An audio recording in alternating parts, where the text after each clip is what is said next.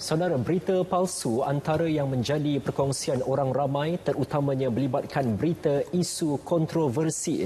Ketua Pusat Pengajian Bahasa Moden dan Komunikasi Universiti Zainal Abidin Uniza, Nur Gigi Diana Azmi berkata masyarakat kerap berkongsi sebarang berita yang diterima tanpa memikirkan kesahihannya. Ya, justru jelasnya walaupun terdapat undang-undang yang telah digariskan bagi memberi kesedaran kepada mereka, semua pihak perlu memainkan peranan masing-masing.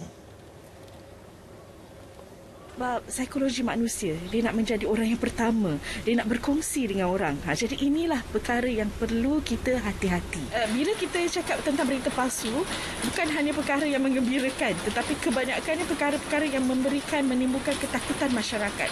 Contoh macam kes sekarang kita dalam isu COVID kan, tentang isu vaksin, banyak sangat penyebaran tentang berita ataupun maklumat yang tidak benar disebarkan kepada masyarakat yang sehingga akhirnya menimbulkan ketakutan dan kekalutan di kalangan masyarakat. Berita palsu ni seperti yang kita kata dia di luar kawalan, tetapi apa yang kita boleh lakukan ialah mengawal penyebaran berita palsu itu, counter back lah kita katakan, counter back dengan maklumat-maklumat yang tepat. Berita palsu ni tak patut ada pun, sebab contohlah ada berita palsu pasal vaksin.